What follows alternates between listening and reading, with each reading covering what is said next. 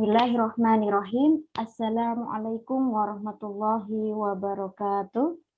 Waalaikumsalam warahmatullahi wabarakatuh. Waalaikumsalam warahmatullahi wabarakatuh. Sehat ya Ibu-Ibu? Alhamdulillah. Cerah. Cerah ya, pagi yang cerah. Cerah hati kita, siap untuk menerima siraman rohani insya Allah. Insya Allah. Alhamdulillahirabbil alamin wa bihi nasta'in ala umuri dunya waddin. Allahumma sholli ala Muhammadin nabiyil ummi wa ala alihi wa ashabihi wa man tabi da'watihi ila yaumiddin. Wa huwa asdaqul qailin subhanaka la ilma lana illa ma 'allamtana innaka antal alimul hakim. Alhamdulillah, segala puja dan puji syukur senantiasa tercurah kehadirat Allah Subhanahu wa taala yang atas segala limpahan rahmat, karunia, taufik dan hidayahnya sehingga kita semua bisa berkumpul pagi hari ini di pagi yang cerah ini untuk bersama-sama belajar, untuk bersama-sama mengkaji sesuatu yang sangat penting di dalam kehidupan kita, yaitu tentang akidah. Salawat dan salam semoga senantiasa tercurah kepada junjungan kita, uswah sekaligus ketua hasanah kita, baginda Rasulullah Muhammad Sallallahu Alaihi Wasallam. Bagi ibu-ibu dan mbak-mbak solihah yang baru pertama kali hadir di kajian Bismillah ini, insya Allah kajian Bismillah ini singkatan dari bimbingan Islam bagi muslimah menuju Allah. Insya Allah kita lakukan tiap 2 pekan sekali, ibu-ibu, baik lewat Kulwab maupun Zoom, ya. Jadi nanti bisa diikuti di grup. Kalau yang belum tergabung di WA grup bisa japri admin atau ustazah untuk bisa bergabung. Baik, Bapak Ibu, bukan Bapak ya, mohon maaf ya. Saya kira ini app ini Bapak, bukan ya? Ya, ibu-ibu, teman-teman solihah, para jamaah dimanapun Anda berada, tidak afdol kalau kita belum mendengarkan sepatah 2 patah kata dari founder kajian Bismillah ini, yang insya Allah selalu menyemangati kita, memberi kita motivasi untuk senantiasa belajar Islam, madal haya, sepanjang hidup kita. Kami persilahkan kepada Ustazah Maryam Maziun untuk memberikan penyemangatnya bagi kita semua. Monggo, sambil menunggu Ustadz bergabung dengan kita. Bismillahirrahmanirrahim. Assalamualaikum warahmatullahi wabarakatuh. Waalaikumsalam warahmatullahi wabarakatuh. Ibu sekalian, sudah kedengaran ya Mbak Rinda suaraku? Sudah. Nah, ya. Alhamdulillah, alhamdulillahilladzi hadana li hadza wa ma kunna linahtadiya laula an hadanallah. Asyhadu an la ilaha illallah wa asyhadu anna Muhammadan abduhu wa rasuluh.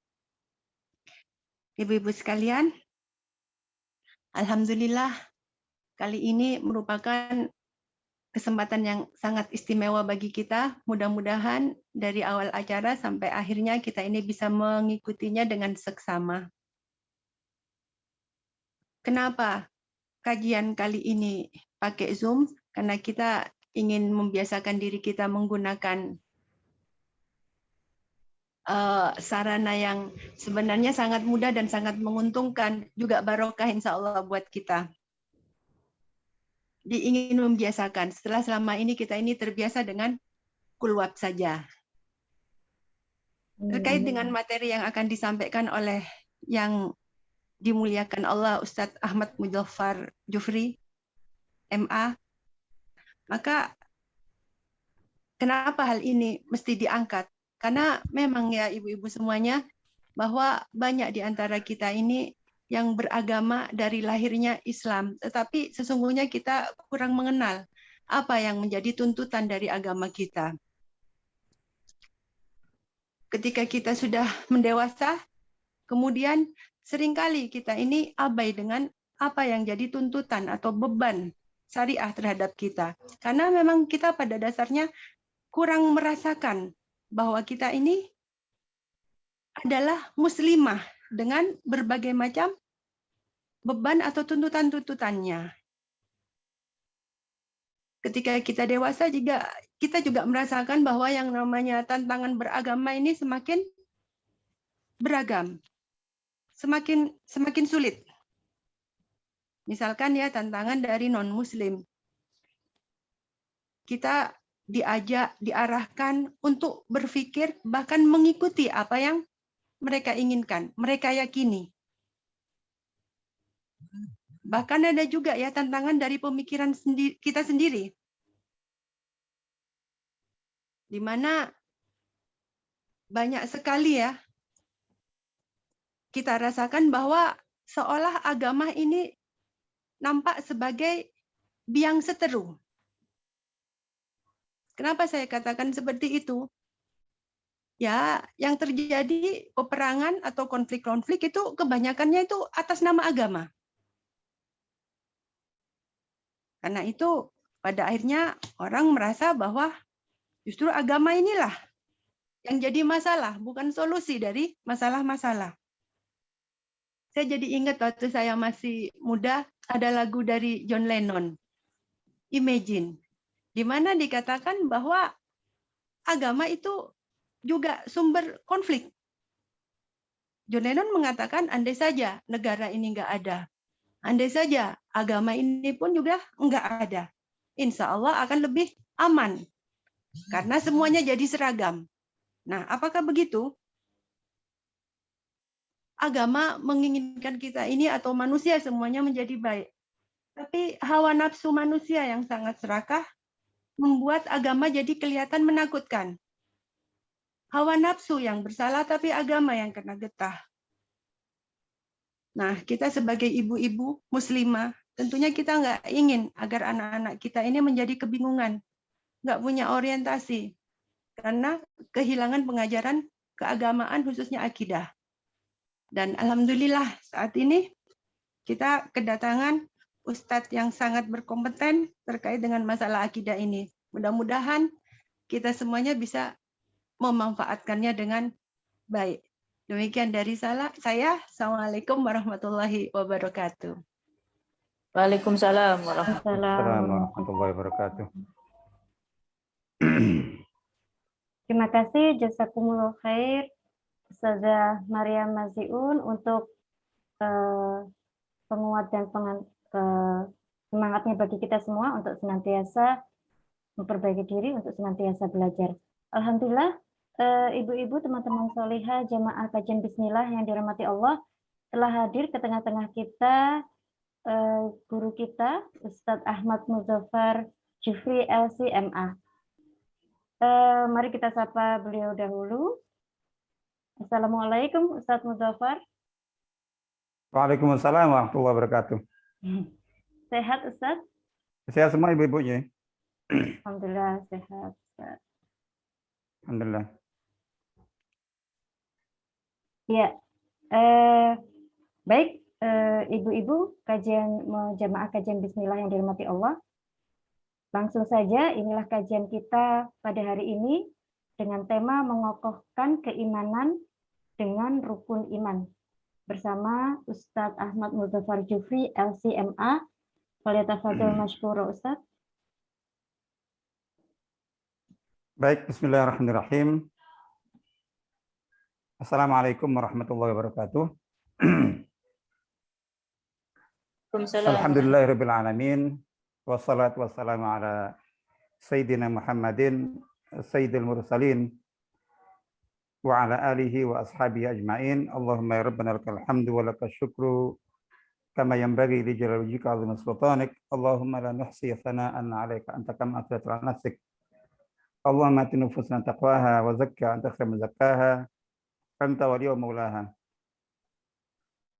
Allahumma inna asbahna minka fi ni'mati wa afiyati wa sitr fa atimma 'alaina ni'mataka wa afiyataka wa sitraka fi dunya akhirah.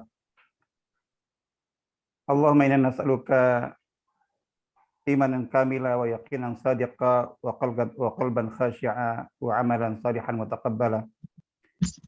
Allahumma ati nufusana taqwaha wa zakkiha anta khairu man zakkaha anta waliyuha maulaha.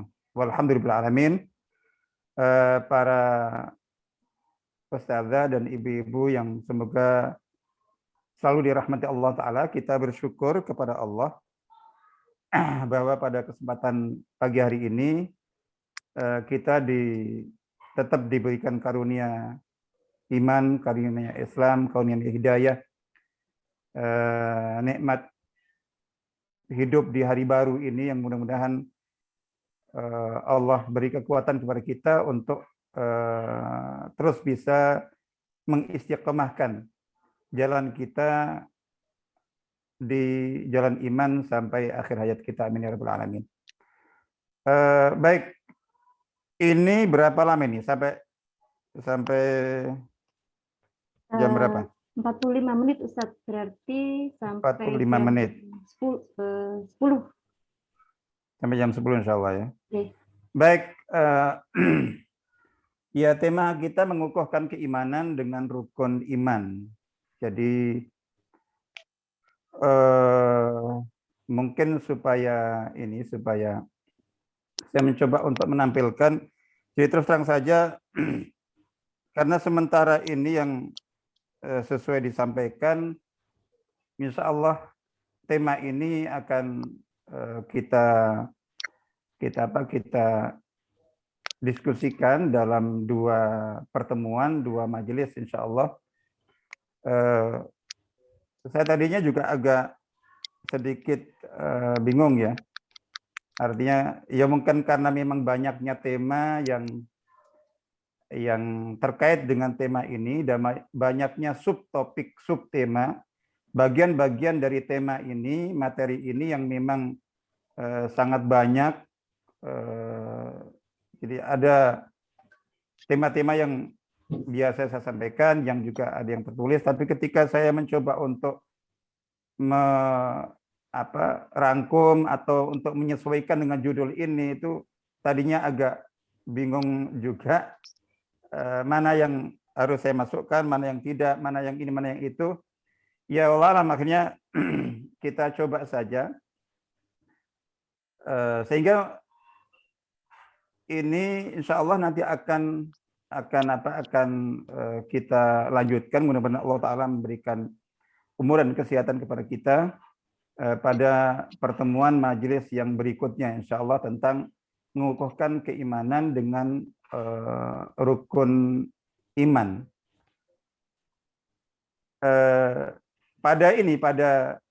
Jadi akhirnya saya membagi tema ini menjadi 2 ya. Menjadi 2 ya, karena akan kita diskusikan dalam 2 forum, dalam 2 majelis, dalam 2 pertemuan. Yang pertama itu adalah mengapa, itu yang insya Allah akan kita fokuskan di sini, meskipun nanti dialog, diskusi, interaksi bisa tentang apa saja seputar tema iman dan akidah. Tapi yang akan saya sampaikan pada pagi hari ini tentang tema ini itu dalam rangka menjawab mengapa.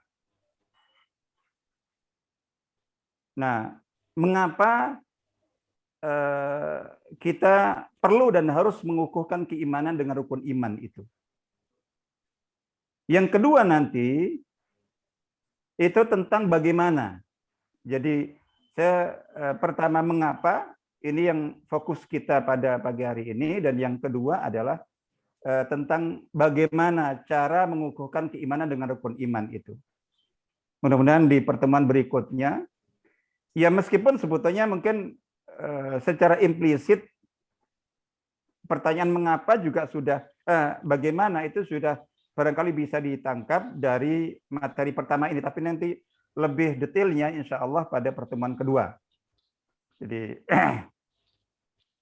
insya Allah itu secara umum, jadi mengukuhkan keimanan dengan rukun iman ini kita bagi 2. Pertama, menjawab pertanyaan mengapa kita perlu dan harus mengukuhkan keimanan dengan rukun iman. Yang kedua adalah bagaimana cara kita mengukuhkan keimanan dengan rukun iman. Yang mudah-mudahan itu bisa kita sampaikan dalam pertemuan majelis kita yang berikutnya. Baik, saya mencoba menyampaikan yang saya coba pilih-pilih di antara tema-tema yang ada itu. Jadi yang pertama adalah seperti yang tadi kita sebutkan, tema ini itu semuanya insya Allah secara umum dalam rangka untuk menjawab pertanyaan mengapa tadi mengukuhkan keimanan dengan rukun iman, insya Allah.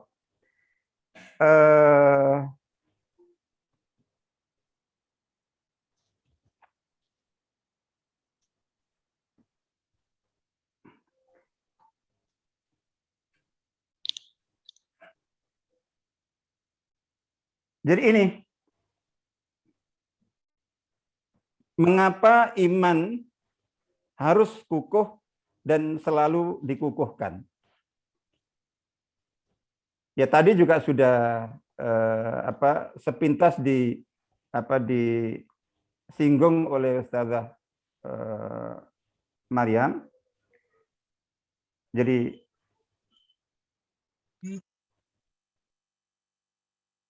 Jadi pertama, mengapa iman harus kukuh dan selalu dikukuhkan? Itu pertama, karena aspek keimanan dan akidah adalah merupakan pondasi yang menjadi dasar, landasan, dan sekaligus bagian atau komponen ini ya, komponen penentu utama bagi kukuh atau rapuhnya seluruh bagian komponen bangunan Islam yang lain.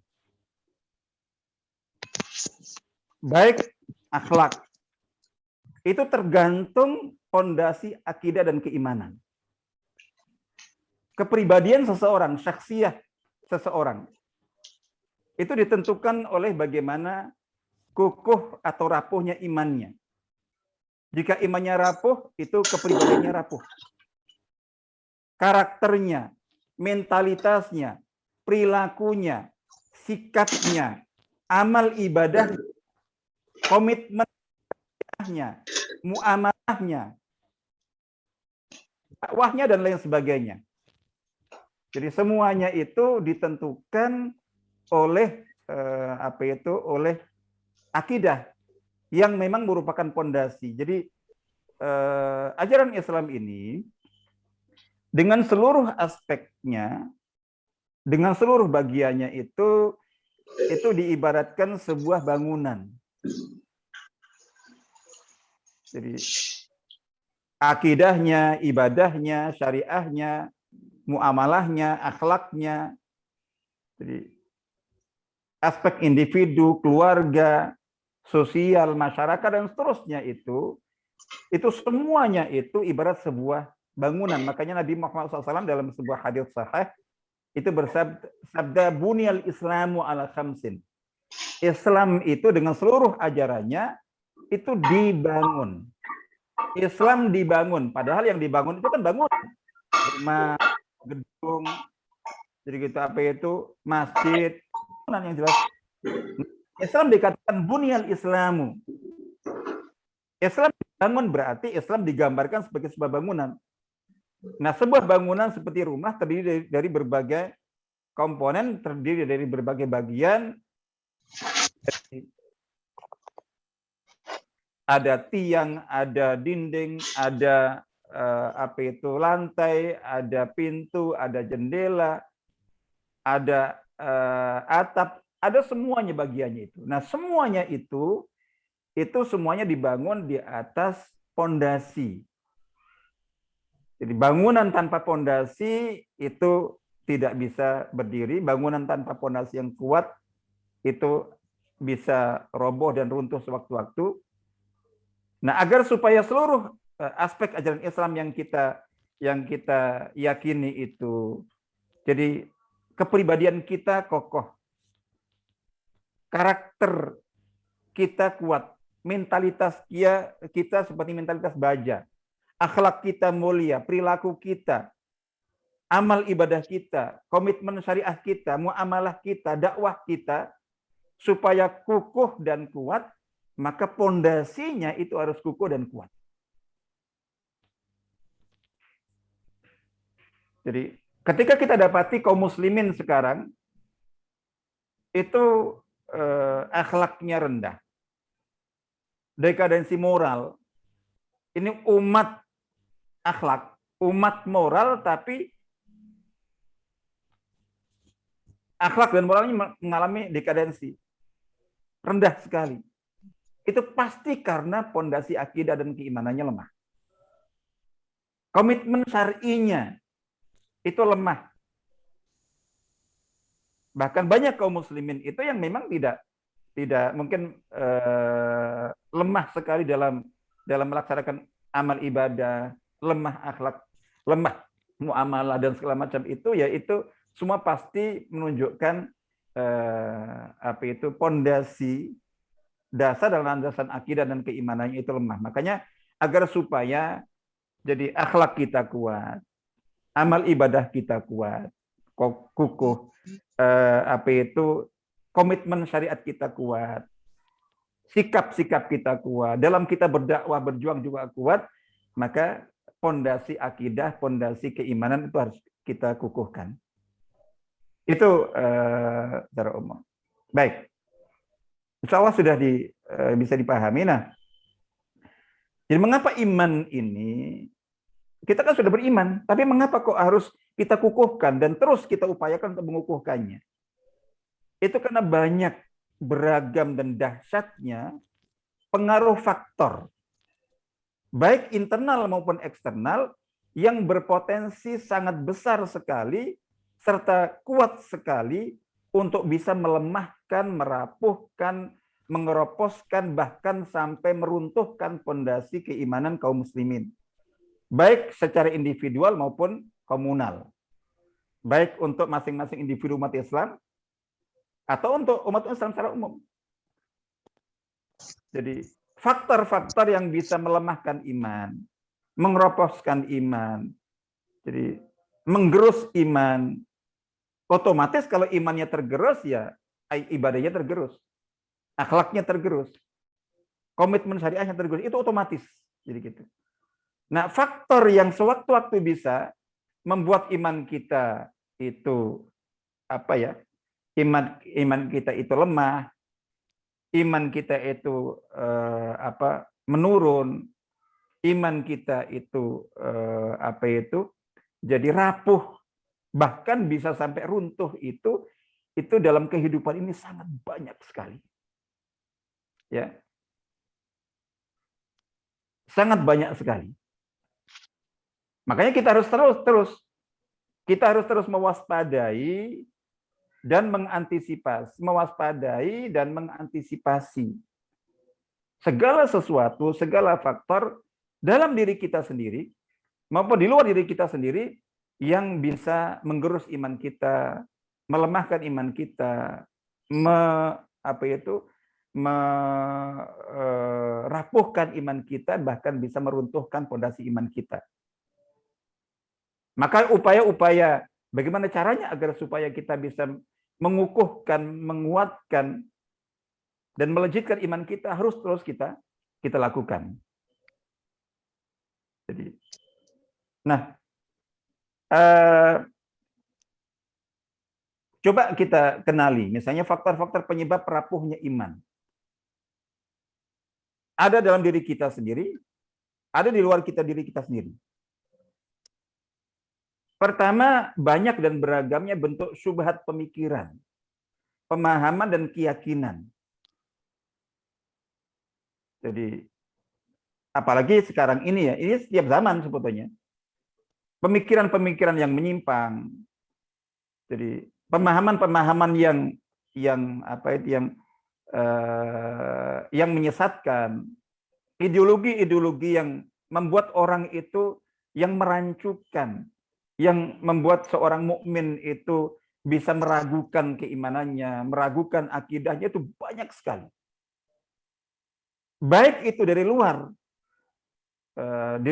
luar Islam, karena kita hidup di dunia yang bebas, lepas, Apalagi di era sekarang di mana jadi dengan dahsyatnya arus informasi yang ibaratnya yang kebanyakannya tanpa filter.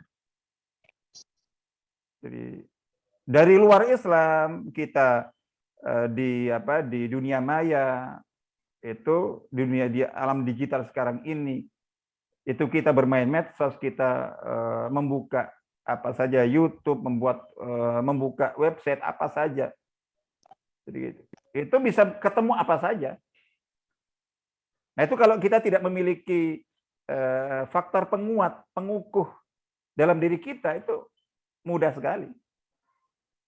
Atau dari dalam umat Islam, tapi juga kita tahu beredar berbagai pemikiran, pemahaman, itu yang mengacak-acak fondasi kekuatan akidah kita yang sudah baku.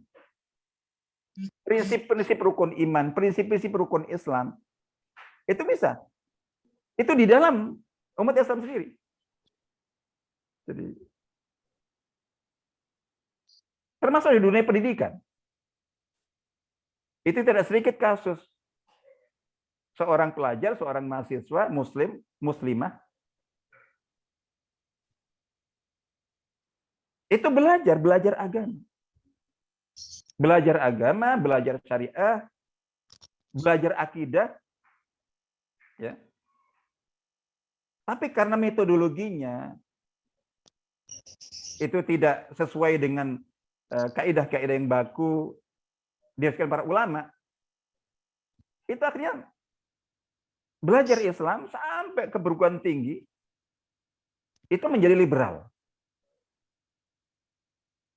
menjadi sekuler, menjadi terpengaruh dengan pemikiran yang aneh, nyeleneh, Masya Allah bebas sekali sekarang ini. Itu kalau kita tidak ada upaya-upaya bagaimana caranya untuk kita mengukuhkan keimanan kita, akidah kita, itu bablas. Jadi, mudah sekali. Termasuk yang berpendidikan, tapi tidak dengan pendidikan Islam yang kokoh, yang kukuh, yang kuat.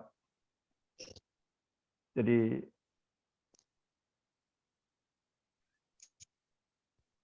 saya ingat mungkin ibu-ibu pernah mendengar atau membaca tentang seorang wanita, mungkin satu-satunya perempuan dalam sejarah yang mengaku sebagai Imam Mahdi.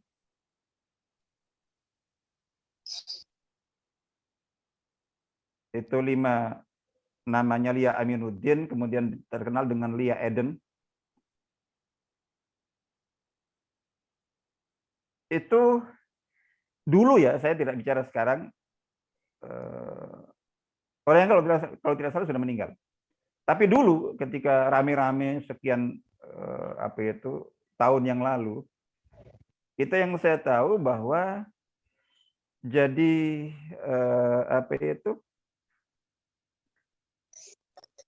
dua orang yang ibaratnya tangan kanan dan kepercayaannya itu bukan orang awam, dua orang terdidik,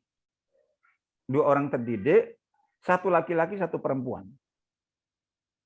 Yang perempuan itu saya ingat namanya, saya bicara dulu ya, saya kurang tahu sekarang bagaimana, nggak pernah juga dengar, saya bicara dulu.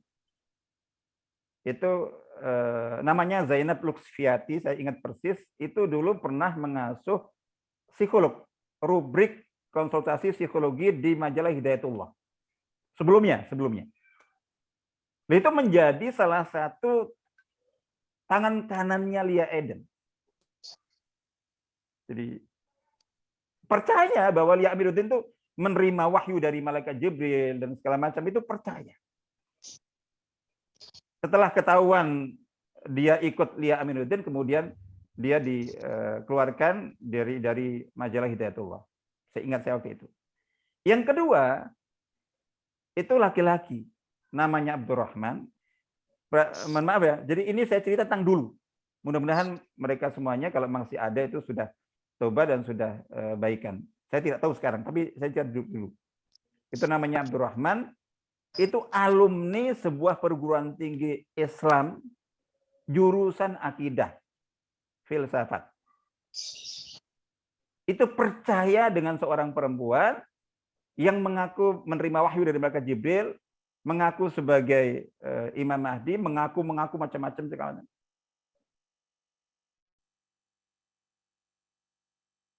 Dan banyak kan apa itu, jadi mohon maaf, salah seorang teman saya dulu dan juga temannya Ustadz Muhammad Saleh di LPBA atau Lipia dari pesantren itu terpengaruh oleh Syiah dan kemudian termasuk kemudian cerai dengan istrinya semacam itu karena terpengaruh Syiah. Intinya adalah bahwa ini ada banyak sekali sekarang ini, wah, pemikiran-pemikiran yang macam-macam segala macam itu ada. Itu kalau kita tidak bentengi diri kita, bentengi keluarga kita, bentengi putra-putri kita dengan selalu berusaha untuk mengukuhkan keimanan mereka, itu Masya Allah, itu semuanya bisa ada, meskipun faktornya banyak, tapi intinya adalah itu. Ini yang jelas banyak sekali, banyak dan beragam bentuk syubhat pemikiran. Syubhat itu pemikiran-pemikiran yang buat orang itu yang rancu, bingung, dan menyesatkan. Jadi gitu. Baik. Jadi ada sebagian yang kita dengar. Jadi mohon maaf misalnya jadi saya ingat pernah saya dengar ya Allah alam di dua mahasiswa di sebuah perguruan tinggi Islam. Jadi gitu, lain jurusan. Yang satu jurusan syariah, yang satu jurusan akidah filsafat. Itu berdebat keduanya, yang diperdebatkan itu adalah apakah sholat 5 waktu itu wajib. Coba perhatikan. Dua mahasiswa perguruan tinggi Islam, jadi gitu. Apapun jurusannya, ini perguruan tinggi Islam, belajar agama Islam, tapi memperdebatkan serius, ini bukan kok pura-pura, ini serius, memperdebatkan apakah sholat fardu 5 waktu itu wajib. Tentu yang mengatakan berpendapat salat fardu wajib adalah yang jurusan syariah. Karena itu bagiannya. Nah, yang temannya yang jurusan akidah filsafat itu menyatakan bahwa enggak, salat itu tidak wajib. Itu debat keduanya, masing-masing menyampaikan argumentasinya, masing-masing menyampaikan dalilnya dan alasannya. Yang jelas bahwa itu di akhir perdebatan dan polemik itu yang jurusan syariah yang mempertahankan bahwa sholat itu wajib itu kalah secara polemik dan debat. Sekarang kita berpikir ini gimana ceritanya? Seseorang belajar Islam sampai ke level perguruan tinggi, jurusan akidah, tapi kok justru malah bisa mengalahkan pendebatnya untuk mengatakan bahwa sholat itu tidak wajib. Gimana ceritanya? Banyak yang punya pemikiran itu Islam sudah nggak relevan. Jadi Islam itu sudah tidak layak lagi. Quran itu sudah waktunya diralat dan direvisi dan seterusnya. Itu banyak pemikiran-pemikiran itu di dalam tubuh Islam. Yang dari luar Islam itu juga banyak. Dalam tubuh Islam itu juga banyak. Nah, seperti ini itu kita perlu kita bentengi akidah kita, keimanan kita, keyakinan kita, dan juga putra-putri kita, anak didik kita itu dengan benteng yang kukuh, yang kuat.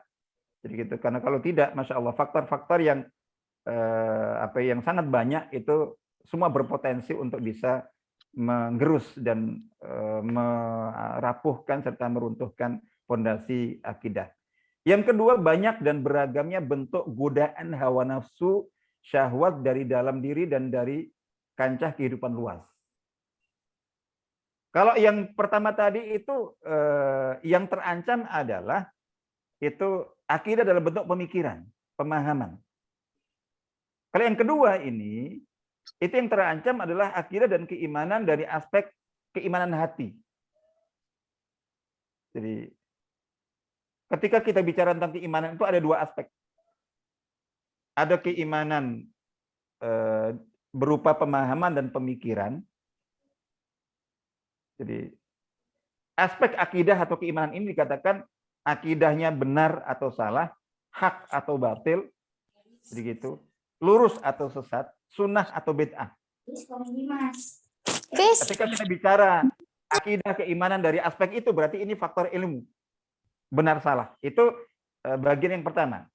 Ancamannya syubhat. Nah, yang kedua itu adalah akidah dan keimanan yang bersumber dari hati. Dari hati. Nah, ini faktor pengancamnya itu adalah faktor-faktor godaan hawa nafsu. Masya Allah. Na'udzubillah di dalam kehidupan ini. Semuanya. Jadi berangkat dari godaan hawa nafsu dalam diri kita, terus kemudian faktor-faktor di luar dalam kehidupan ini yang memang Masya Allah serba menggoda dalam berbagai aspek. Jadi itu luar biasa dahsyatnya, luar biasa banyaknya. Nah, ini juga harus kita kukuhkan, harus kita kuatkan ini fondasi keimanan diri kita, keluarga kita, dan juga generasi menerus kita. Baik, kita singkat. Yang ketiga adalah banyak dan beragamnya bentuk ujian serta cobaan dengan 3 peringkatnya. Jadi ini 3 faktor ini ya. 3 faktor ini yang merupakan faktor yang bisa merapuhkan dan meruntuhkan bangunan keimanan dan akidah seorang mukmin, seorang mukminah, yaitu faktor syubhat pemikiran. Yang kedua faktor godaan hawa nafsu. Dan yang ketiga adalah faktor ujian dan cobaan. Begitu. Ujian dan cobaan. Nah, ujian dan cobaan yang berpotensi untuk mengancam keimanan seorang mukmin, seorang mukminah itu ada 3. Ada ujian kehidupan. Ini saya tidak, silahkan bisa rujuk ini.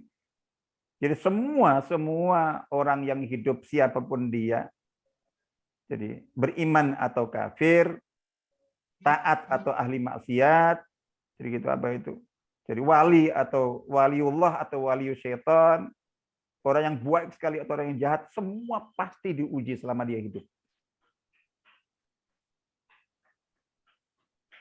Nah, ini bagi orang beriman, fondasi dan landasan serta pedoman agar supaya tetap bisa teguh, tetap bisa istiqamah menghadapi berbagai ujian kehidupan itu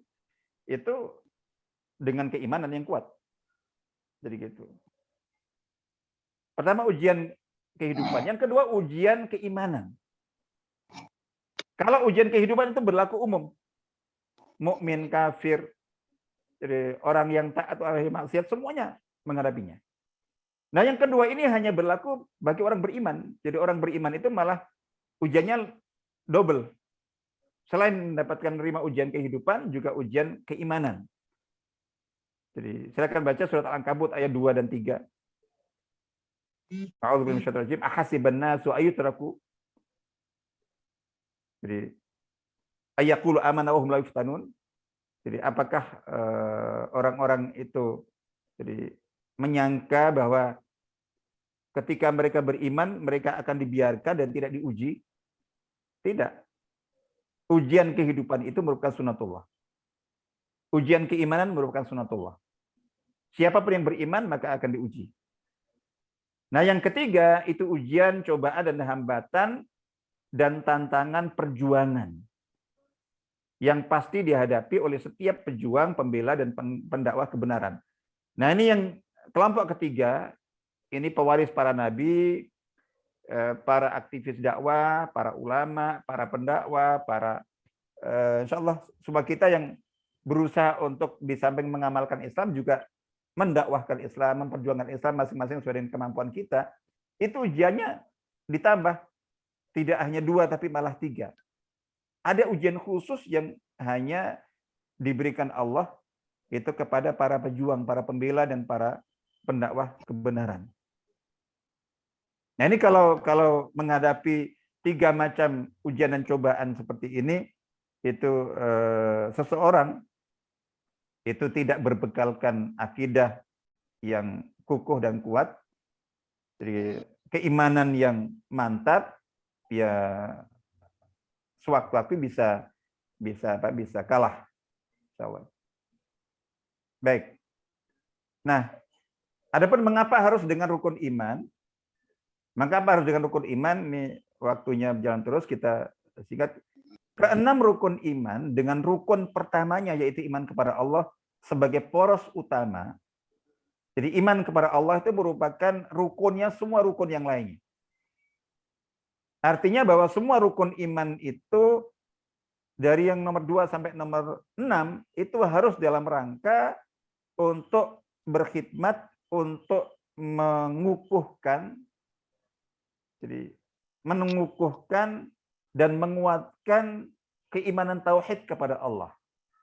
Nah, keenam rukun iman itu merupakan satu kesatuan yang tidak bisa dipisah-pisahkan satu sama lain.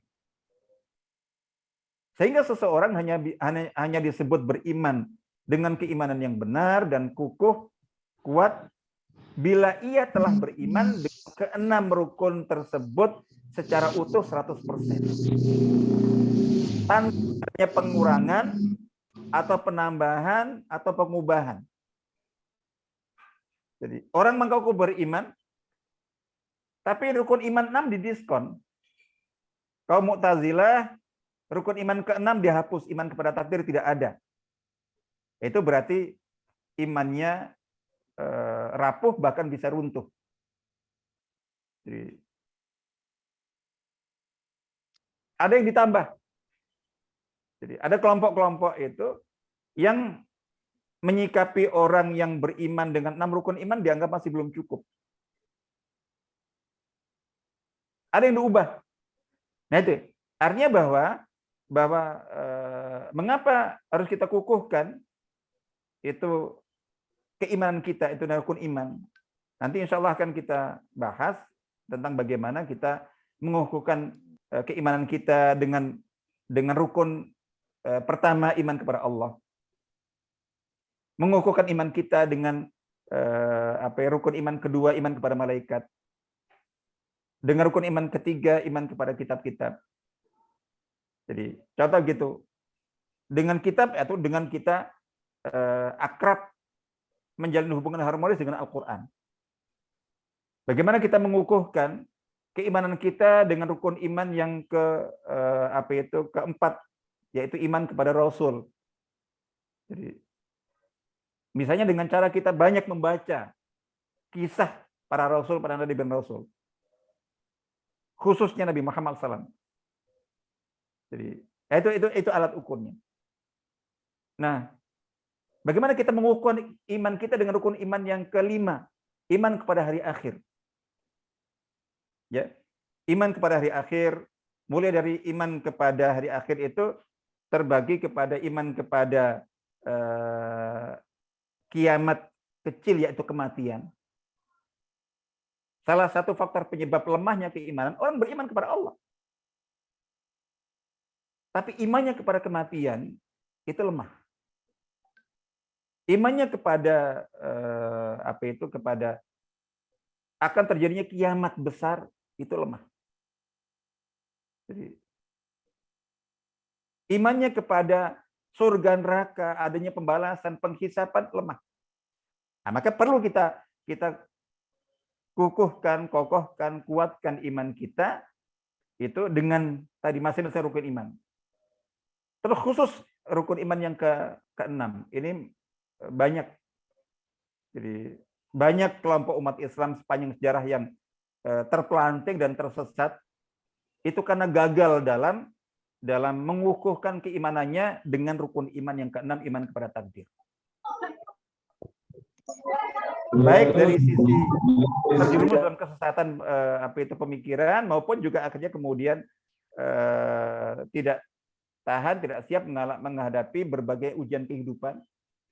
Banyak yang kemudian putus asa, putus harapan, ini itu karena itu. Nah, itu perlu kita kukuhkan. Jadi ada nanti ada kita perlu apa? Bagaimana kita mengukuhkan keimanan dengan rukun iman itu secara umum ya iman kepada Allah. Tapi nanti akan ada masing-masing. Ada orang yang ini kayaknya perlu lebih dikukuhkan keimanannya itu dengan rukun iman kepada malaikat, rukun iman kepada kitab, dekatkan dengan Al-Quran, atau dengan menguatkan rukun imannya kepada para nabi dan rasul, khususnya Nabi Muhammad, atau lebih diingatkan kepada hari akhir. Jadi, atau dikuatkan dan dikukuhkan keimanannya kepada takdir. Oh, ini lemah nih iman kepada takdirnya. Jadi insya Allah itu yang ini. Lalu kemudian ini ya, tentang bagaimanakah iman yang kukuh itu, saya ingin menyampaikan secara umum saja. Jadi di dalam Al-Quran ini beberapa contoh ayat saja saya sebutkan.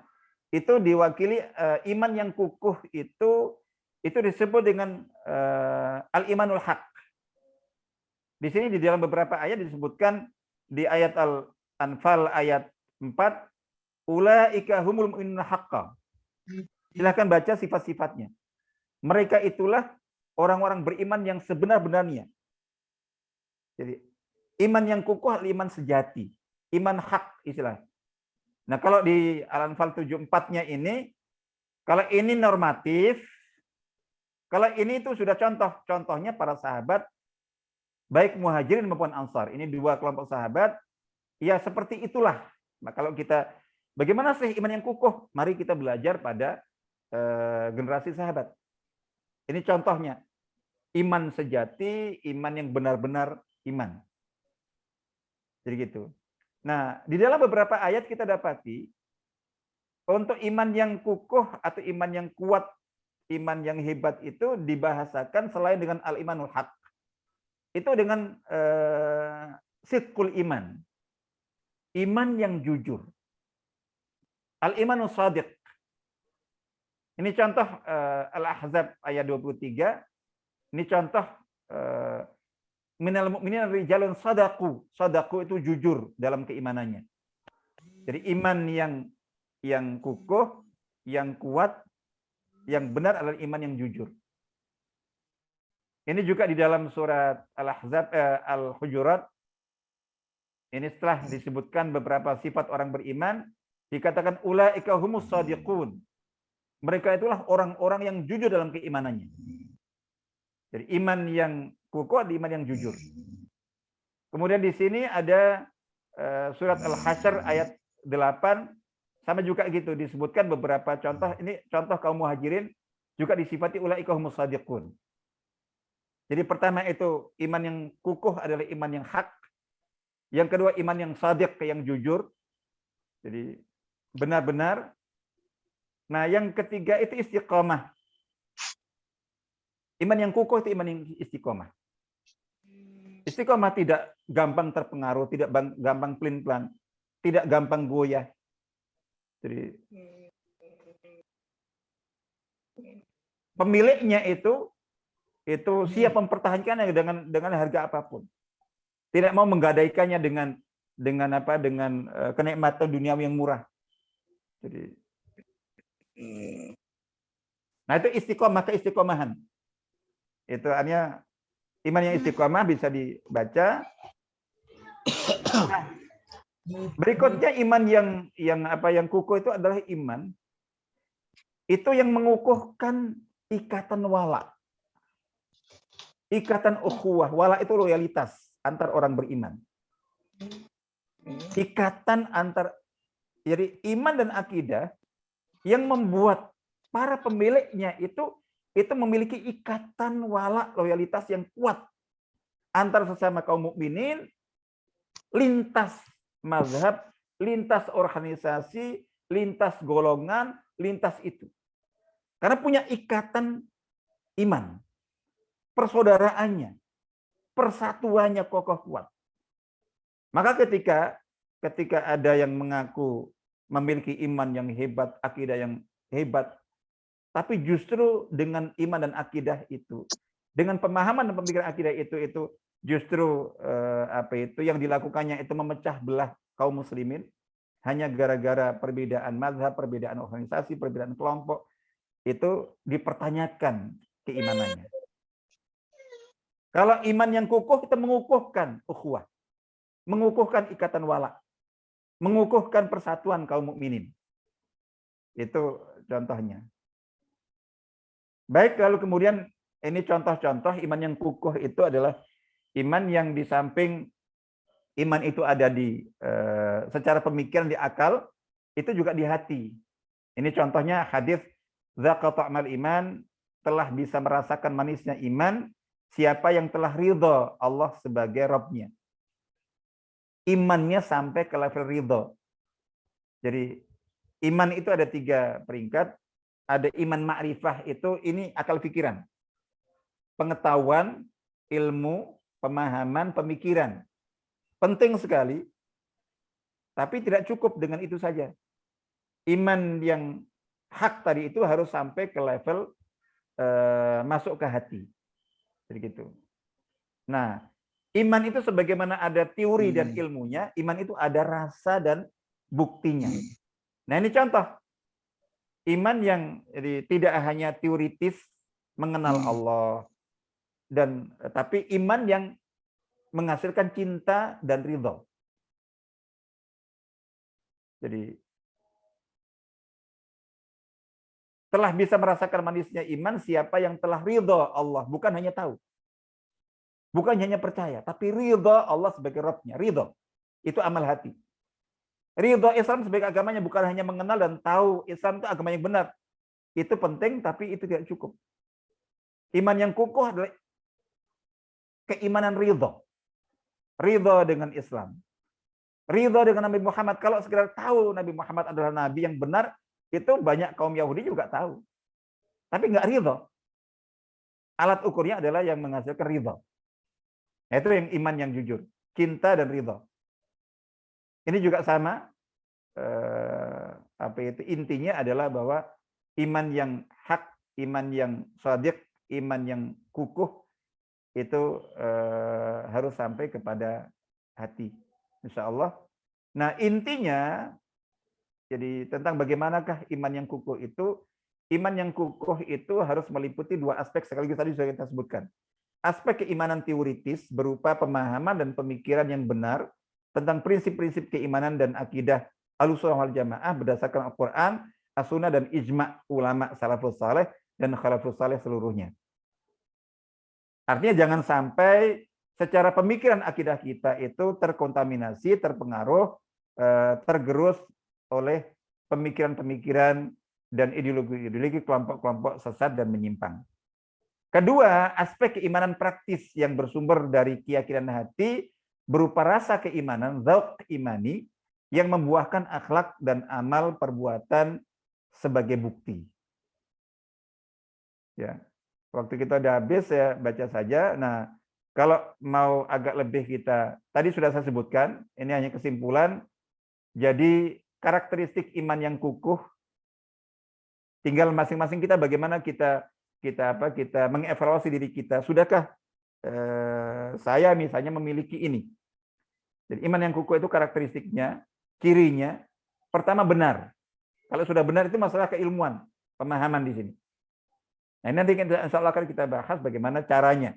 Tapi intinya adalah apakah pemikiran akidah kita sudah benar, sudah lurus, secara pemahaman dan pemikiran, sesuai dengan sesuai dengan akidah baku Ahlussunnah wal Jamaah berdasarkan Quran, Sunnah dan ijma' seluruh ulama salafus saleh dan khalafus saleh seluruhnya.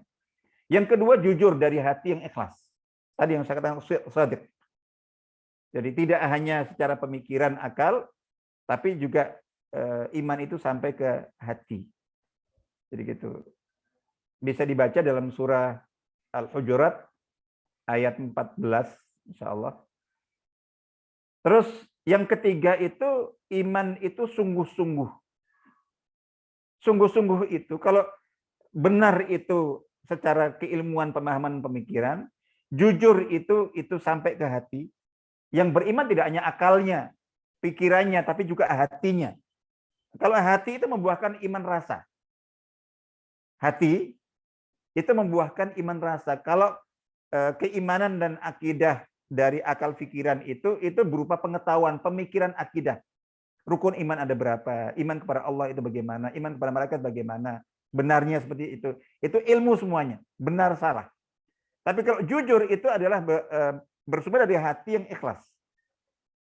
Nah, apa itu bentuknya? Itu rasa. Ikhlas. Cinta, mahabbah. Syukur. Jadi gitu. Jadi syukur. Terus kemudian rasa khauf, takut. Roja, harap, optimisme. Jadi itu.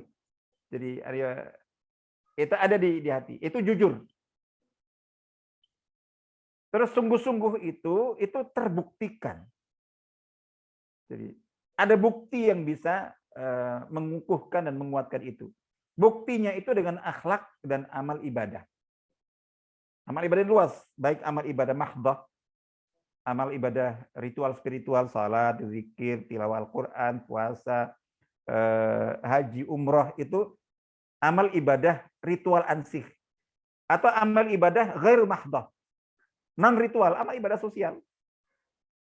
Jadi berbagi, menolong orang, peduli kepada kondisi orang lain, dan segala macam lah. Nah, itu bukti iman.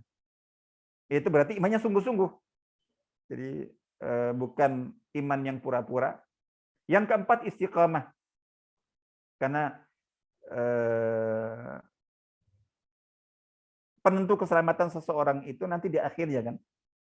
Wala tamutunna illa wa antum muslimun, surat Al-Imran ayat 102 itu. Sementara kita tidak tahu kapan kita dicimut ajal kita mati, itu kita tidak tahu. Padahal kita diwajibkan janganlah sekali-kali kalian mati kecuali dalam keadaan muslim. Sementara kita nggak tahu kapan kita mati.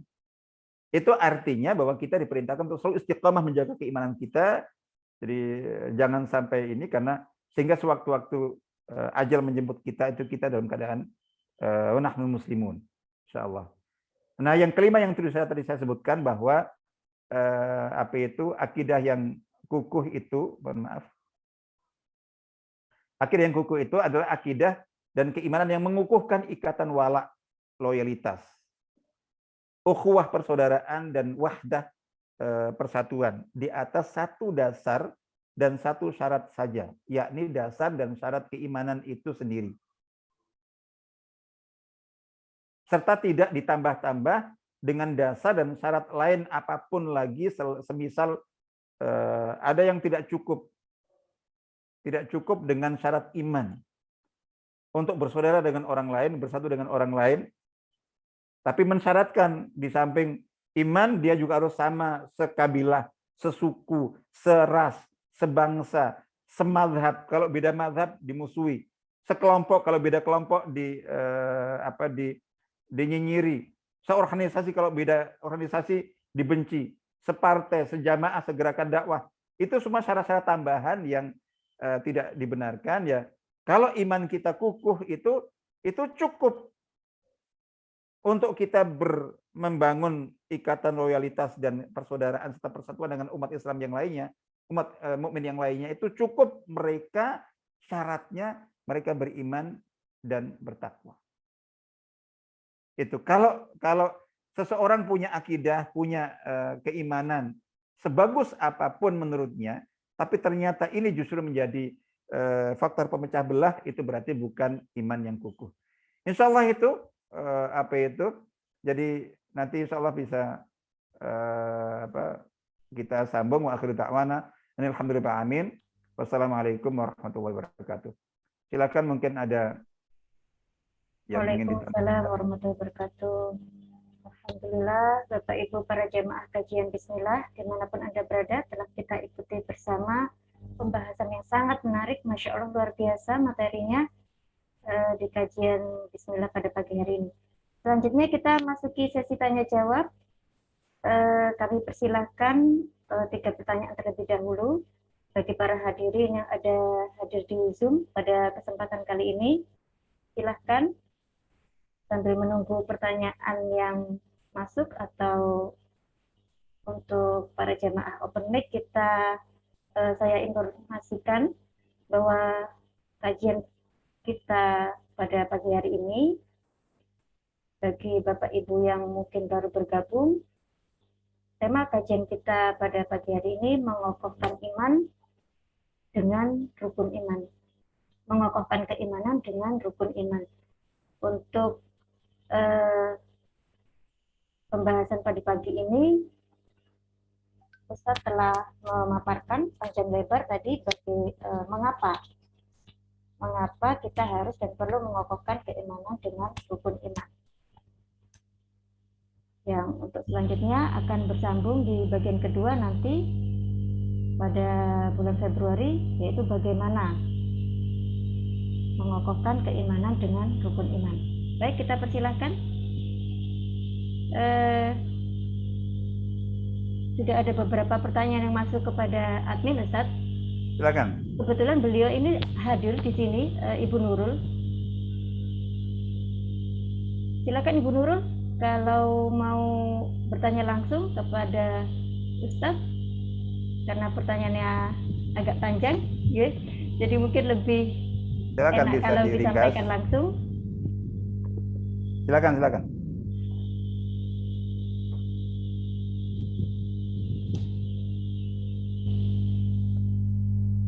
Silakan Bu Nurul. Bu Nurul sudah open mic. Sudah. Oke, silakan, tafadhol. Afwan Ustaz. Assalamualaikum warahmatullahi wabarakatuh. Waalaikumsalam warahmatullahi wabarakatuh. Mungkin ini agak-agak menyimpang sedikit ya, mungkin ya agak banyak mungkin ya. Masalah akidah hubungan dengan kehidupan sehari-hari dan apa itu? Mungkin agak ke urusan birokrasi yang harusnya yang orang-orang yang masyarakat kecil seperti saya ini tidak ada apa-apanya. Cuman berhubung melihat terus di medsos, jadi agak-agak terpengaruh juga, Ustadz. Ini kalau sekarang perannya masyarakat sendiri, kalau masalah istilahnya akar rumput di bawah ini kan kita tidak tahu menahu masalah politik ya, Ustadz ya. Kebanyakan ada pengaruh yang ditanamkan ke sebagian orang-orang itu berpikiran kalau wanita atau orang-orang yang orang kecil itu nggak perlu tahu urusan politik, sudah ada yang mengurus, jadi biarkanlah mereka yang sudah berkompeten aja yang mengurus. Ternyata dalam kenyataannya itu yang mengurus politik sekarang ini orang-orang yang tidak berpihak kepada Islam, Ustadz. Gimana itu, Ustadz? Afwan. Terima kasih. Jadi gini ya, ini mungkin lebih ke kaitannya dengan biasanya saya sampaikan ini dalam materi dakwah. Yang saya katakan bahwa semua umat Islam itu memiliki kewajiban yang sama itu untuk berdakwah. Dalam arti berdakwah memperjuangkan Islam, membela Islam, menyampaikan Islam. Jadi gitu. Tapi dengan arti dakwah yang luas. Jadi masing-masing sesuai dengan kemampuan, potensi, kompetensinya dan bidangnya. Nah, saya sebutkan bahwa yang mutlak wajib dimiliki setiap muslimah dalam konteks dakwah ini di sini dalam konteks dakwah akidah itu adalah 3. Yang pertama itu adalah kesadaran. Sadar bahwa dia itu juga wajib berdakwah. Jadi gitu. Jadi jangan enggak itu kewajiban ini, kewajiban itu, termasuk dalam konteks ini. Mungkin dakwah di bidang politik, ini ada ini itu. Dia juga ada. Jadi gitu. Ada kesadaran. Jadi dalam arti tanggung jawab maksudnya. Jadi punya bagian tanggung jawab. Nanti yang berbeda itu hanya bentuk dan levelnya. Tapi serendah apapun kita itu harus punya kesadaran dakwah, kesadaran dan akan tanggung jawab. Ada kondisi begini kok kita tidak tahu dan tidak peduli. Itu pertama. Jadi harus kita kuatkan kesadaran akan tanggung jawab dakwah. Nah, yang sedang kita bicarakan dakwah akidah, dakwah Islam dan seterusnya. Yang kedua itu kepedulian. Tentu secara peduli ya termasuk dalam konteks sekarang ini ya dengan mudahnya informasi itu dulu mungkin kita ibu-ibu atau orang yang di bawah itu ya hanya membahas apa yang terjadi di sekitar ini. Sekarang ini loh melalui gadget yang kita pegang itu kita baca apa yang terjadi tidak hanya di Jakarta, tidak hanya tapi yang terjadi di Amerika, di Eropa, di Rusia semuanya. Nah, cuman di sini nanti kita yang perlu memfilter, kita yang perlu menyaring, kita mengambil yang proporsional. Tapi secara umum ada kepedulian. Misalnya dalam konteks dakwah. Ini kondisi dakwah Islam, dakwah akidah ini maju atau mundur, kuat atau lemah. Dan umat Islam itu bagaimana? Ada kepedulian itu. Kita yang menghadapi. Yang ketiga itu kontribusi. Kesadaran, kepedulian nanti diukur. Jadi kesadaran akan tanggung jawab. Berbeda-beda, yang berbeda itu tingkatan dan bentuknya. Yang kedua kepedulian. Nah, ini juga perlu proporsional. Jangan semua kita baca. Itu apalagi ini salah satu penggoda, misalnya kita masuk di grup-grup WhatsApp misalnya atau Telegram. Itu jangan sampai ada yang kena penyakit bahwa semua yang masuk di grup Telegram itu harus dibaca. Itu salah satu penyakit akut yang sangat berbahaya. Kita harus proporsional, bisa membatasi. Jadi saya mungkin nggak tahu ada di grup mungkin sampai 60, 70, 80 grup. Tapi yang mayoritas nggak saya baca. Jadi 1, 2 beberapa aja. Karena untuk membaca infonya bagus, materinya bagus kalau kita bicara bermanfaat. Tapi kebanyakan itu butuh mungkin kalau untuk segera membaca saja kita butuh tambahan umur sampai berpuluh-puluh tahun lagi itu. Baru bisa selesai untuk bisa membaca ini itu. Jadi kita harus proporsional kita. Tapi ada kepedulian. Yang ketiga itu adalah kontribusi. Ini yang membedakan. Jadi oke, kita melek politik. Tentu sebatas. Nah, yang membatasi kita itu adalah itu kadar kemampuan untuk kita berkontribusi. Jadi gitu. Sesuai dengan kapasitas, kompetensi kita. Jadi jangan kita baca tentang perdebatan para anggota dewan ini itu yang kita tidak bisa apa-apa. Termasuk mungkin ada informasi-informasi yang saya sangat tidak suka, tidak setuju dengan banyaknya informasi-informasi yang sering broadcast yang biasa di-share di grup-grup. Itu yang provokasi, sifatnya provokatif, itu hanya membuat umat Islam panas, faktanya nggak bisa berbuat apa-apa. Itu hanya menimbulkan penyakit mental, penyakit psikis, jadi gitu. Kita dicekoki dengan berbagai info yang provokatif, berdasarkan teori konspirasi, digambarkan Indonesia akan segera hancur, segera tenggelam, segera itu, tapi kita nggak bisa ngapa-ngapain. Itu jangan dibaca yang kayak gitu-gitu.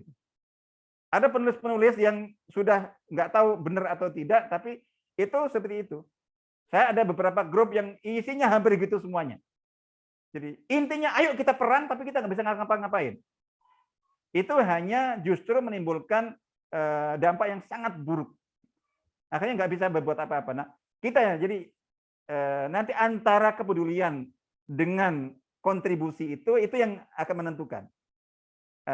Batas kontribusi yang bisa kita berikan seberapa, nah kita ukur segitu yang bisa kita lakukan. Saya berikan contoh begini, saya kalau dulu biasanya kalau ada yang konsultasi diantaranya masalah keluarga, umumnya ibu-ibu misalnya begitu, atau juga bapak-bapak cerita tentang kondisi keluarga kayak apa seperti itu, saya selalu mengatakan itu dari awal. Tolong Pak, tolong Bu, yang bisa saya bantukan itu hanya memberikan wawasan, memberikan masukan, memberikan ini. Saya tidak akan bisa masuk terlalu dalam. Tolong yang diceritakan yang umum-umum saja. Karena kalau diceritakan detail sekali, sementara saya tidak bisa berbuat banyak, itu hanya menjadi beban pikiran saya ingat ada salah satu sekian tahun yang lalu itu pernah dari Jember.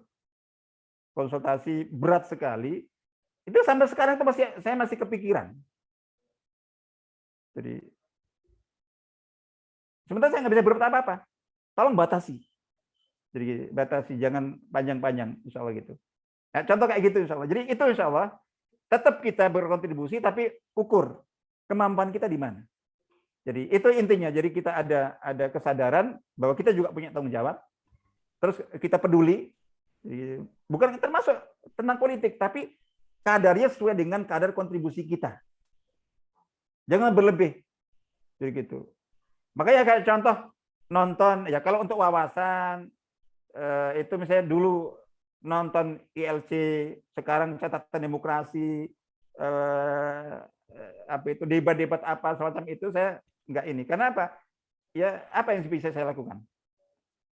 Jadi kalau hanya menjadi beban saja, yang justru membuat kita nggak berat apa-apa. Kenapa? Karena kita hanya geram, kita hanya marah, kita hanya sakit hati, kita hanya paling banter akhirnya mencaci maki rezim, mencaci maki itu apa manfaatnya? Jadi gitu. Jadi kita ukur lah, insya Allah gitu. Baik, insya Allah. Baik, terima kasih Ustaz. Bagaimana Ibu? Jadi ini yang di sini itu intinya bahwa kan ini kan masalah ini kan bukan masalah personal kan ya. Seperti ini itu tanggung jawab bersama. Nah, misalnya bahwa ada yang lain nggak sampai mungkin nggak mikir tentang politik, terus kemudian golput, terus kemudian nggak ikut ini itu kan kita tidak.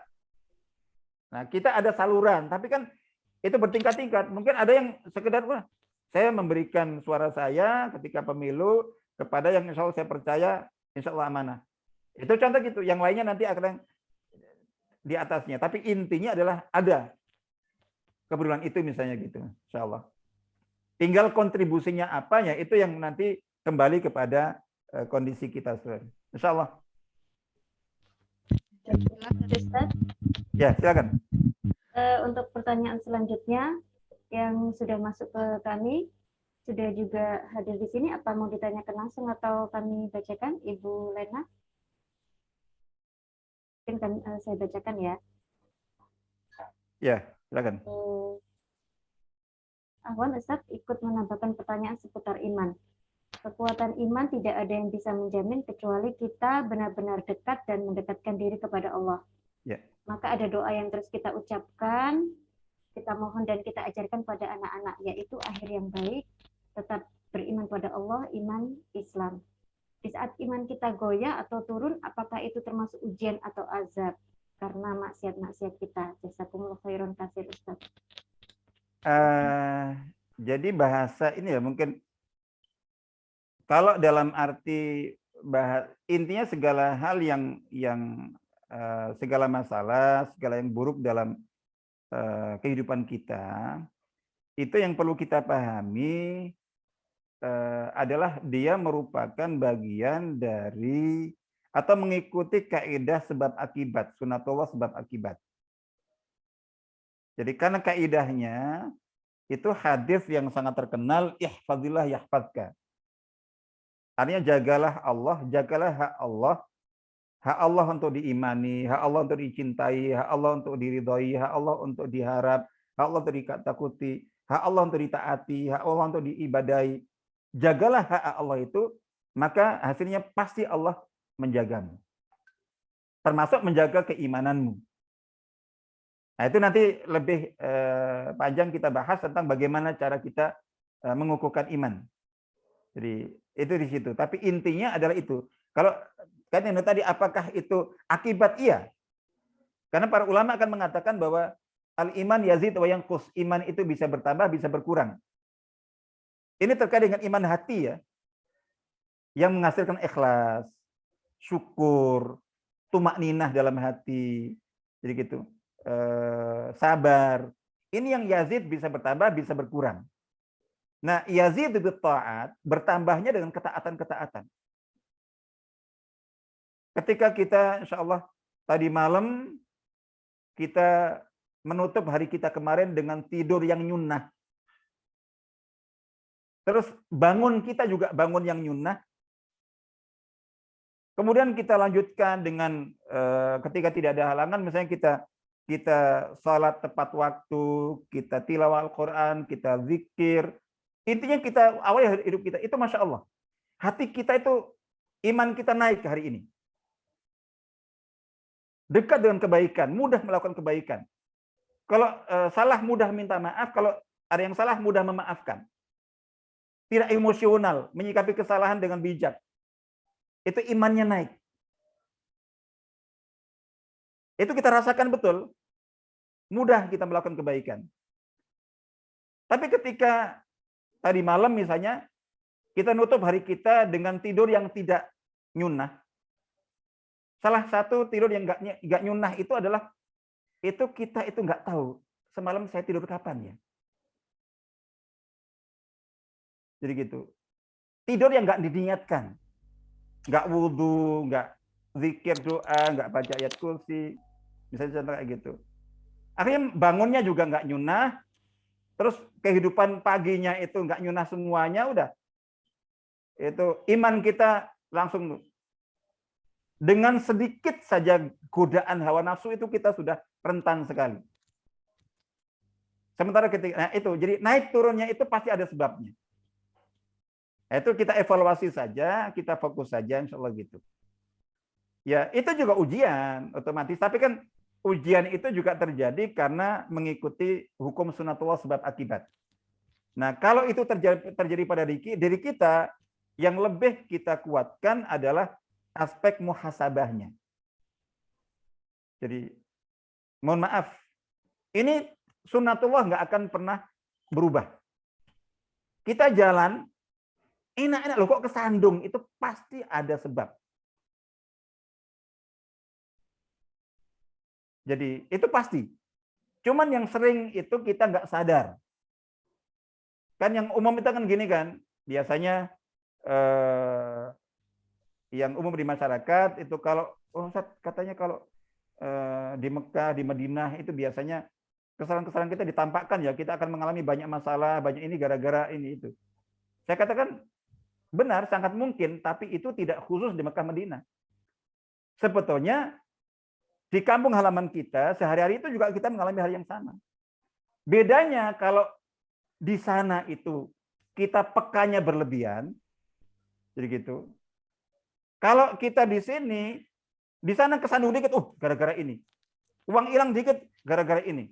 Jadi gitu. Mengalami ini dikit, kendaraan mogok, gara-gara ini. Ini gara-gara ini. Itu betul. Tapi tidak khusus di Mekah Madinah. Waktu kita di Surabaya, di Gresik, di rumah kita itu biasa kesandung, tapi nggak ngerasa. Jadi jalan tiba-tiba ban gembos nggak ngerasa. Kita rata-rata kalau di luar Mekah Madinah menyikapinya itu dengan pendekatan pola pikir sekuler. Hanya kita kaitkan dengan sebab materialnya. Padahal pasti ada sebab imaninya itu. Itu yang kita lemah. Setiap ada masalah, masalah pada diri kita, masalah pada keluarga kita, masalah pada anak-anak kita. Ada faktor penyebab sunatullahnya yang materi yang bisa kita lihat. Tapi kita jangan lupa, kalau iman kita kukuh, itu kita mengaitkan setiap peristiwa dalam kehidupan kita itu dengan keimanan. Kaidahnya, dalam hidup kita ada masalah, pasti kita ada masalah dengan Allah. Itu kaidah yang tidak akan pernah berubah. Nah, tapi itu kemudian untuk menjadi penyemangat untuk kita evaluasi dan perbaiki diri. Insya Allah begitu. Ye, monggo. Ya, terima kasih. Silakan satu kesempatan terakhir lagi, pertanyaan terakhir bagi Bapak Ibu jamaah kajian Bismillah yang hadir di Zoom pada hari ini. Adakah yang ingin langsung bertanya? Silakan.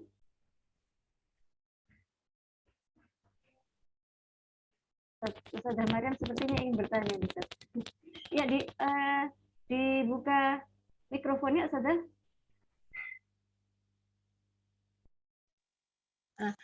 Jadi sebenarnya ini hanya membantu dari orang yang bertanya. Monggo, sahabat. Pertanyaannya seperti ini. Insya Allah sudah disampaikan di tulisan. Islam ini turunnya kan di negara Timur Tengah, negara Arab. Tapi kenapa harusnya negara atau negeri yang diturunkan agama penuh rahmat ini harusnya yang paling damai. Tapi kenapa kok konflik itu justru banyak bermunculan di sana? Satu. Terus yang kedua, katanya kenapa dari awal kok Allah itu menurunkan agama-agama macam-macam. Kenapa nggak Islam saja? Sehingga kemudian jadi seragam. Seperti itu. Itu yang Oke. saya ingat. Yang berikutnya saya itu lupa. Baik. Oh iya, ini dari Eva. Terus bagaimana untuk memastikan bahwa anak kita itu sudah dalam kondisi keimanan yang sudah terukur? Karena kita ini khawatir nanti anak kita ini terpengaruh ketika dewasa dengan paham-paham atau pemikiran-pemikiran yang di luar dari akidah yang kita yakini. Begitu Iya, saja yang insya Allah. ya mungkin coba yang dari yang terakhir itu ya tentu ini ya. Jadi kita yang bisa kita lakukan adalah terus berupaya berikhtiar secara optimal dan maksimal sesuai dengan batas kemampuan kita. Dan itu continue. Tidak cukup dengan kita, oh enggak, anak saya sudah saya leskan, anak saya sudah saya pesantrenkan. Ya enggak, terus. Selama kita masih ada umur, anak kita masih ada, sesuai dengan itu kita tetap kita pantau, tetap kita inikan. Jadi sholat tiap hari kita ingatkan, sholat tiap hari kita inikan. Setiap ini kita, Masya Allah luar biasa. Jadi apa ya? Ya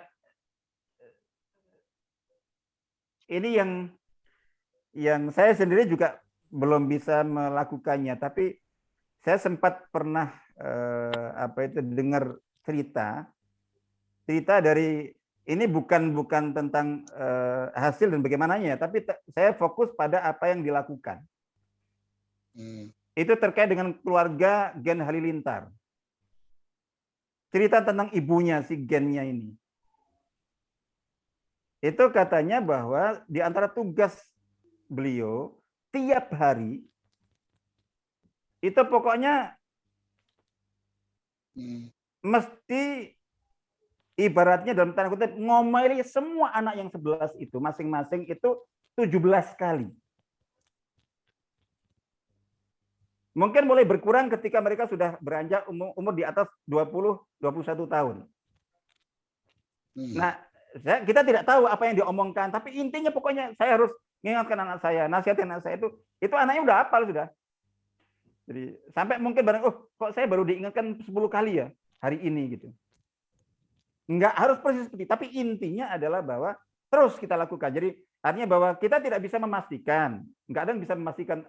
Kita hanya bisa berharap optimis, tapi usaha. Dan usaha itu tidak ada batasnya. Yang membatasi kita hanya kemampuan. Misalnya kok saya sudah nyekolahkan apa nggak cukup anak saya pesantrenkan sampai ke 6 tahun di pesantren. Enggak cukup. Jadi selama ada yang perlu kita ingatkan, kita ingatkan. Aja kayak gitu. Terus karena ada yang mungkin karena kesel dengan anaknya merasa tiap ini enggak, selama kita masih ada umur, masih ada kesempatan, minimal dengan doa, insya Allah gitu. Jadi itu jadi artinya bahwa tidak ada yang bisa kita pastikan, ya cuman ketika ada kesalahan kita ingatkan, terus kita pantau, terus kita ingatkan, insya Allah semua dengan kemampuan kita dan tentu kita berdoa kepada Allah Taala. Insya Allah itu. Untuk yang tadi misalnya terkait dengan Arab ya, jadi pertama adalah, jadi baik orang Arab atau orang Indonesia atau orang manapun, untuk bisa menjadi baik dengan Islam itu bukan karena Islam turun di tempatnya di negerinya. Tapi Islam itu betul-betul diimani, Allah diimani, Quran diimani dan diikuti, Nabi Muhammad diikuti sunnahnya. Nah, fakta yang terjadi kan ya, apakah karena diturunkan di negeri Arab terus kemudian orang Arab itu paling Islam? Enggak juga. Nah, ketika terjadi seperti yang disebutkan, mereka berseteru, mereka berperang, mereka begitu, itu ya itu tanda bukti bahwa mereka telah meninggalkan Islam yang menjadi penyatu itu. Itu artinya bahwa jadi bukan karena turun di sana maka kemudian itu menjadi baik otomatis. Tidak. Tentu ada hikmahnya mengapa ini itu, tapi ya faktanya mereka tidak berpegang teguh dengan Quran dan Sunnah dan Islam yang benar soal itu. Jadi itu kaidah pertama. Faktor kedua kalau terkait dengan pertikaian, permusuhan, perseteruan di antara mereka itu adalah karena yang menjadi tolok ukur mereka yang mereka perjuangkan itu lebih fanatisme negara, fanatisme suku, bangsa. Terus ini juga dari negara mereka sama dengan negara kita yang sudah terpecah-pecah.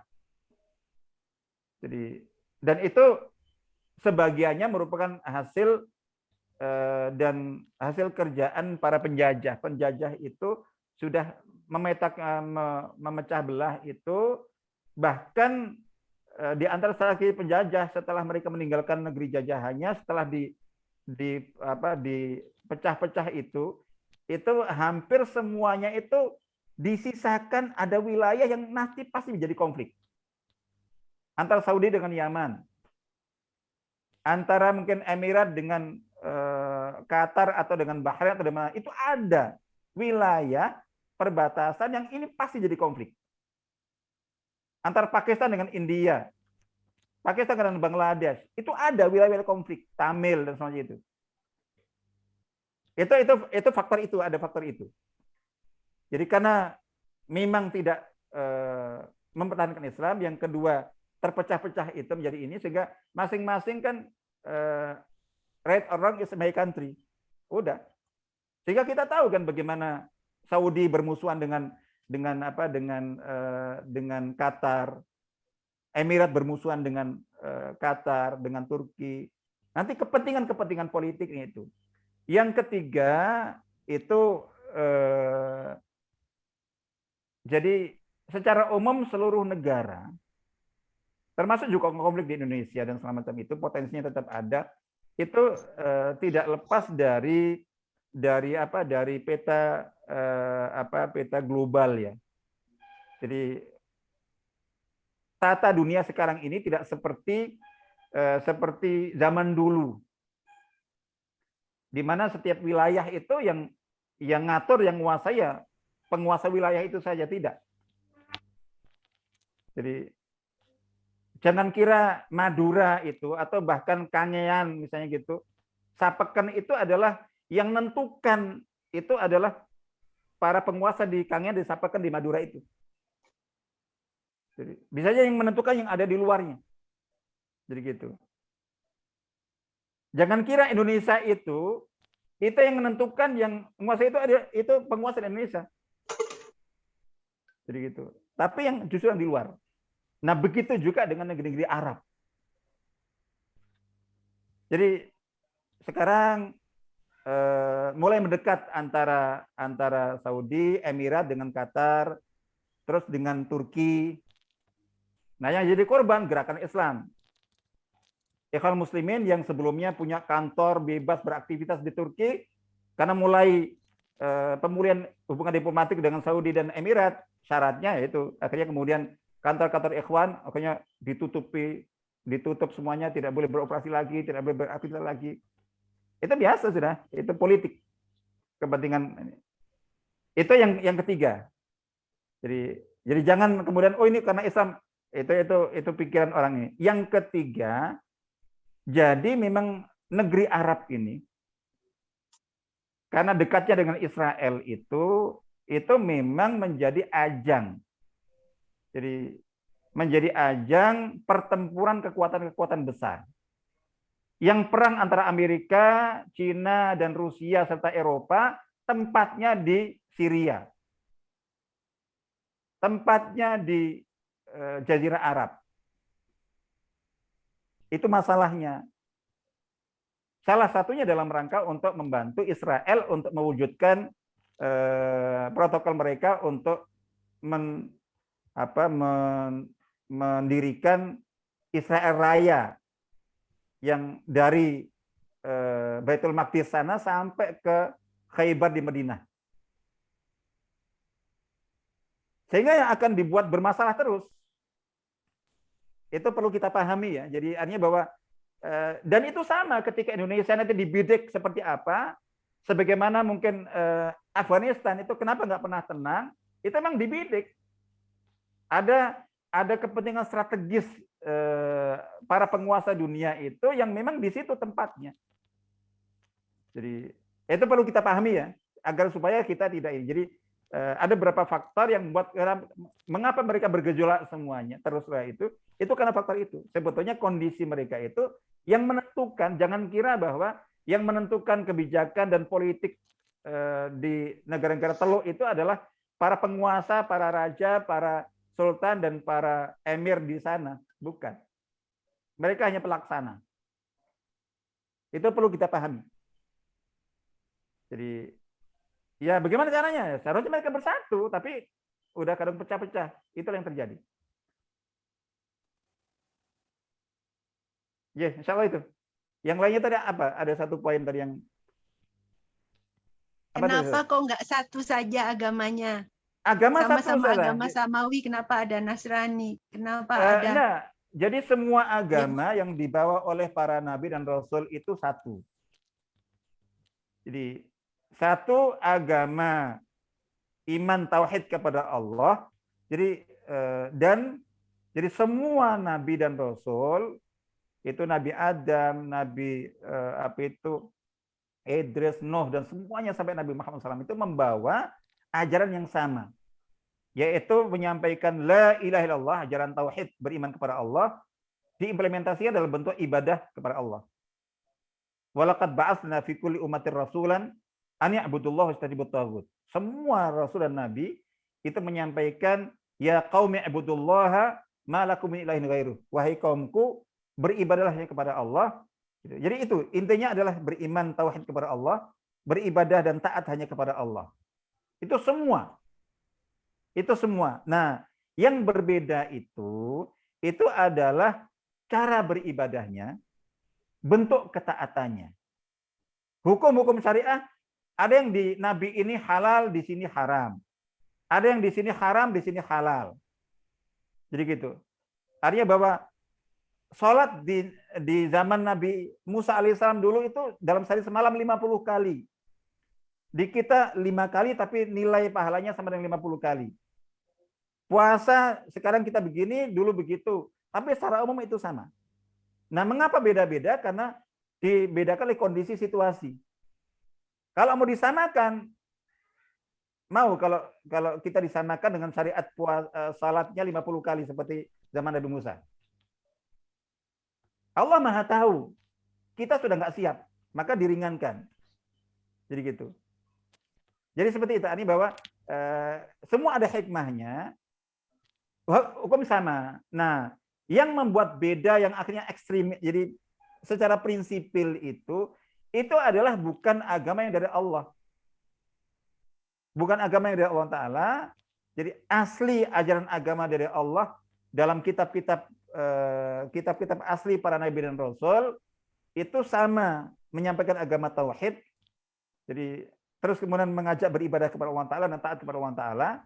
Hanya detail hukum dan ibadahnya mungkin berbeda karena perbedaan situasi, kondisi, kesiapan dan seterusnya. Tapi ketika ada perbedaan yang ekstrim, ini tauhid, jadi keesaan Allah, ini kok mengajarkan Trinitas, itu bukan dari para nabi. Itu sudah penyimpangan yang terjadi. Sama seperti pertanyaannya sebenarnya sama. Mengapa kok, sekarang begini, kalau ditanyakan, mengapa kok tidak sama satu? Sekarang kita buktikan, umat Islam, Qur'annya sampai hari kiamat insya Allah tidak akan berubah. Kitab hadis sunnahnya tidak akan pernah berubah. Dijamin Allah. Terus ajaran Islam yang asli tidak akan berubah. Tapi mengapa kok umat Islam terpecah di 73 golongan? 700 golongan, 7.000 golongan. Dan satu sama lain bisa siap saling bunuh. Padahal ajaran murninya masih. Kalau agama-agama yang terdahulu, itu setelah Rasul pembawa kitab ya yang asli wafat. Terus kemudian umat pewarisnya mulai berubah. Mulai menyimpang, Allah turunkan nabi untuk mengembalikan kepada kitab yang masih asli. Sampai nabi wafat, nabi berikutnya, ketika antara satu rasul dengan rasul berikutnya, itu ada 3 nabi. Di nabi ketiga yang mengajarkan ajaran ajaran kitab yang sama yang dibawa oleh rasul sebelumnya, itu sampai akhirnya kitab aslinya sendiri hilang dan diubah-ubah, karena kan Allah Ta'ala dengan hikmahnya tidak menjamin untuk untuk melanggengkan, menjamin untuk menjaga kitab para nabi sebelumnya. Yang dijamin dijaga hanya Al-Quran. Mengapa kok dijamin dijaga Al-Quran ini? Karena ini merupakan wahyu terakhir. Mengapa Taurat nggak dijaga keasliannya? Karena ini bukan kitab terakhir. Begitu nanti.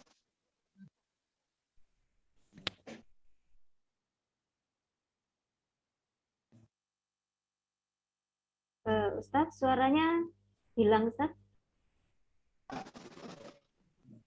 Nah, ini baru sudah hilang nih saya. Halo? Ya. Dengar.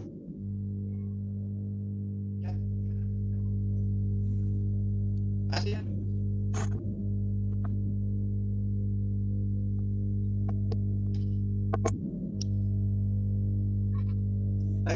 Tes suara Ustadz.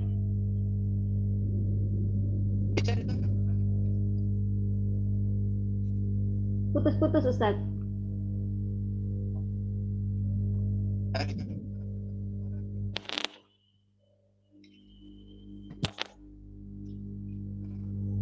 Baik, kalau begitu kita lanjutkan di kesempatan berikutnya ya Ustadz ya.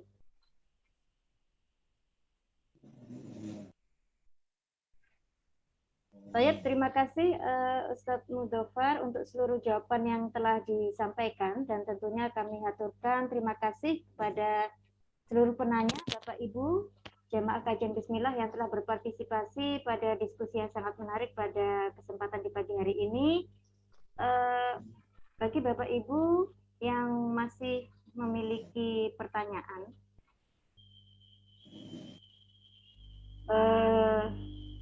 tentang tema kita pagi ini, insya Allah jangan khawatir, kita masih akan ada bagian kedua di bulan Februari, tepatnya tanggal 20 Februari, bagian kedua dari kajian dengan serial Rukun Iman. Halo. Dengan tema mengokohkan. Halo, ya Ustaz? Ini kalau mau masih ada yang lebih, sambung saya lanjut dengan HP. Bisa kita lanjutkan, insya Allah kita lanjutkan di kesempatan berikutnya Ustaz, tidak apa-apa? Ya baik, atau mungkin ini bisa saya ini kan saya tambahkan dikit aja tadi. Oh silakan Ustaz. Ya mohon maaf, saya HP itu saya nggak pakai HP itu video. Jadi itu sebabnya adalah karena, jadi kan tadi saya sebutkan bahwa jadi terkait dengan kalau untuk ajaran agama inti berupa dakwah iman tauhid kepada Allah dan ibadahnya kepada Allah, taat kepada Allah, itu sama semuanya. Ketika ada agama sekarang yang aslinya dari agama samawi tapi kemudian mengajarkan yang lainnya, itu berarti sudah penyimpangan. Berarti sudah bukan ajaran asli para nabi itu. Yang berbeda-beda itu adalah cara ibadahnya dan hukum-hukum detailnya yang memang itu disesuaikan dengan kondisi situasi dan kesiapan setiap umat. Jadi gitu. Itu seperti itu. Nah, adapun tentang mengapa kok kemudian diubah, ya karena ada jadi kitab yang dibawa oleh seorang rasul misalnya gitu. Itu ya kan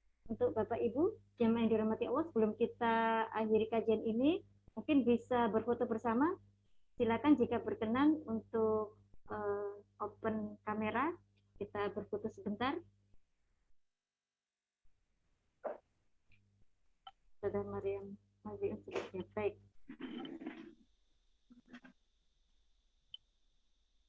Silakan. Baik, dalam hitungan ketiga akan saya ambil gambar. 1, 2, 3. Baik, terima kasih Bapak Ibu semuanya. Demikianlah kajian Bismillah Bimbingan Islam Muslimah Menuju Allah edisi keempat pada pagi hari ini, menutup seluruh rangkaian acara pada hari ini. Mari kita sempurnakan dengan bacaan hamdalah dan doa kafaratul majelis. Alhamdulillahirabbil alamin. Subhanakallahumma wa bihamdika asyhadu an la ilaha illa anta astaghfiruka wa atubu ilaik. Wal afwu minkum ihdinas siratal mustaqim. Assalamualaikum warahmatullahi wabarakatuh. Waalaikumsalam warahmatullahi wabarakatuh. Terima kasih ibu-ibu semuanya. Barakallahu fikum. Mohon maaf.